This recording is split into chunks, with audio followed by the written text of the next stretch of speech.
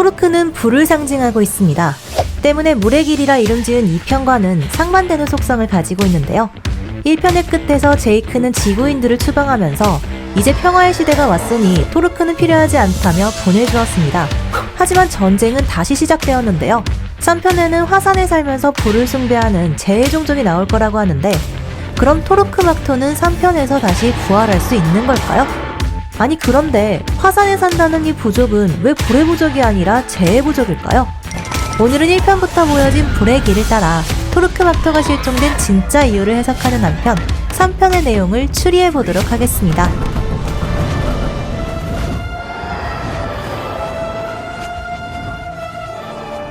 먼저 불은 약육강식을 상징합니다. 1편은 제이크의 쌍둥이 동생 토미의 죽음으로 시작했는데요. Jesus, Tommy. Strong prey on the weak. A guy with a knife took all Tommy would ever be. For the paper in his wallet.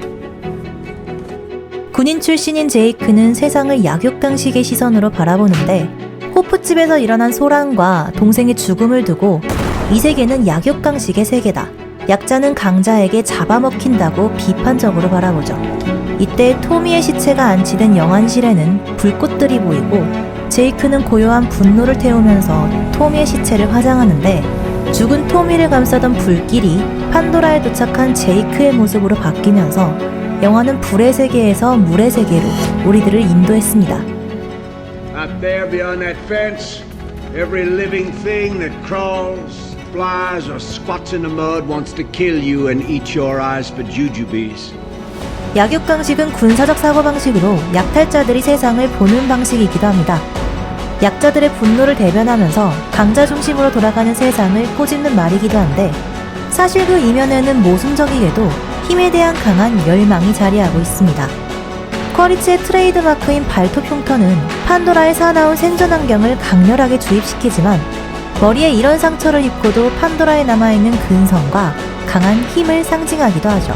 군인들은 가는 곳마다 불을 뿌리고 다니면서 판도라를 지배하려는 열망을 드러냈는데요. 살아남기 위해 싸우려면 불의 힘을 빌려야 합니다. 제이크는 숲에 고립되자마자 횃불부터 만들어서 바이퍼울크와 싸웠고, RDA와 싸우기로 결심한 후에는 토르크라는 불을 길들이는 데 성공했죠. 그럼 토르크는 왜 실종됐을까요? 불은 작게는 힘에 대한 열망을, 크게는 싸워야 하는 생존 환경을 의미하고 있습니다. 그런데 제이크는 힘을 포기하고 싸우는 길도 포기했는데요. 이 편은 제이크를 약자로 만드는 대신에 거대한 자연의 힘을 주목하면서 이 구역의 강자가 누구인지를 분명하게 했습니다. 물의 길에서 두 군인은 치열한 사투를 벌이지만 물속에서 치고박은 육탄전은 그리 멋있어 보이지가 않았고, 어쩐지 클라이막스라고 하기에는 조금 초라해 보이기까지 했었는데요. 서사의 절정은 오히려 싸움이 끝난 후에 찾아왔는데, 아버지와 아들, 어머니와 딸을 침몰하는 배에 가지고 타이타닉을 연출한 것은 물 위를 가로지른 불길이었습니다. 네이티리가 투크를 데리고 탈출하려고 하자 불길이 가로막아서 다시 배로 돌아갔는데요. 불이 인물들을 가로막고 물이 그들을 삼키는 결말은 판도라 생태계의 최상위 포식자는 인간도 나비족도 아니라 바다 그 자체이고, 자연의 힘을 존중하고 수호하는 자만이 살아남을 수 있을 거라는 메시지를 주는 셈이죠. 그렇다면 자연의 위대함을 던지는 영화에 토르크는 어울리지 않을 것입니다. 단순히 색깔 때문이 아니라 아무리 강한 영물이라도 그 위에 누군가를 태우고 그림자를 드리워야 한다면 자연이 가장 위대하다는 메시지에는 어울리지 않기 때문이죠. 그럼 불을 숭상하는 나비족이 나오는 3편은 어떻게 진행될까요? 카메론 감독에 따르면 3편에서 등장하는 재해종족은 착한 나비와 나쁜 인간이라는 선악 구도를 뒤집을 거라고 하는데요. 일단 불은 약육강식을 의미하므로 불을 숭배하는 재해부족은 아마 지금까지는 볼 수 없었던 강경파 나비족, 힘을 열망하는 부족일 것으로 추정됩니다. 그런데 화산에 살고 있는 부족이 불의 부족이 아니라 재해종족이라고 이름 붙은 게 조금 이상하죠. 네이티리는 1편에서 토르크 속성 강의를 해주면서 부족의 역사를 잠깐 얘기해줬었는데요. Toruk Makto was mighty. He brought the clans together in a time of great sorrow. All Navi people know the story. 큰 슬픔의 시대에 대해서는 아직까지 알려진 바가 없지만 적어도 토르크라는 힘을 길들이고 부족들을 규합해야 할 정도로 큰 전쟁이 있었던 것만은 확실합니다. 1편에서 제이크가 치른 전쟁도 큰 슬픔의 시대라고 불렀기 때문인데요. The time of great sorrow was ending. Daruk Makto was no longer needed. 여기서 조심스럽게 추측을 하나 해보자면 네이티리의 조상이 활약한 큰 슬픔의 시대는 판도라의 내전이고 이때 패전한 쪽이 제의 종족이 아닐까 싶은데요. 제는 한바탕 불길이 타오르고 난 뒤에 남은 잔해를 말합니다. 꺼져가는 재 속에는 항상 불씨가 숨어 있어서 부활을 엿보곤 하죠.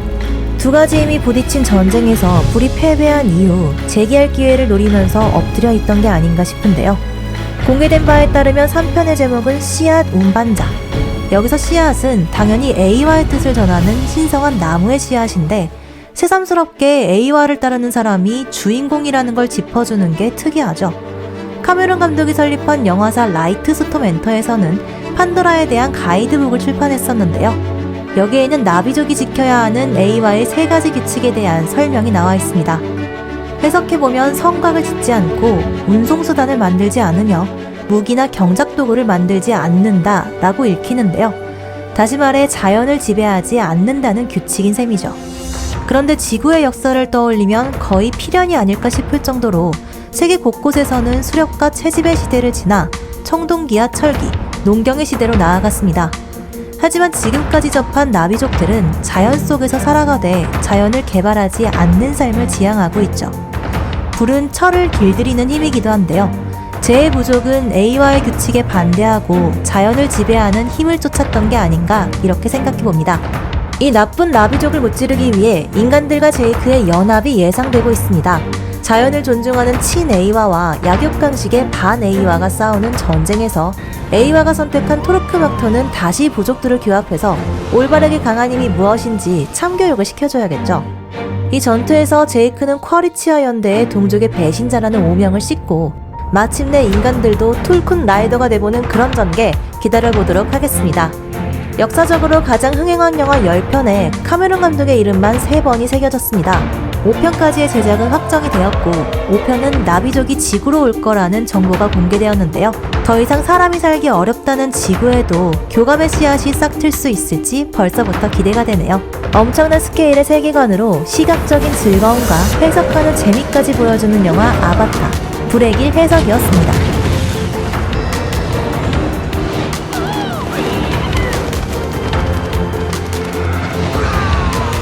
구독과 좋아요는 영화에 대한 다양한 해석에 큰 힘이 됩니다. 저의 해석이 여러분들의 영화 감상에 작은 도움이 되기를 바랄게요. 시청해주셔서 감사합니다.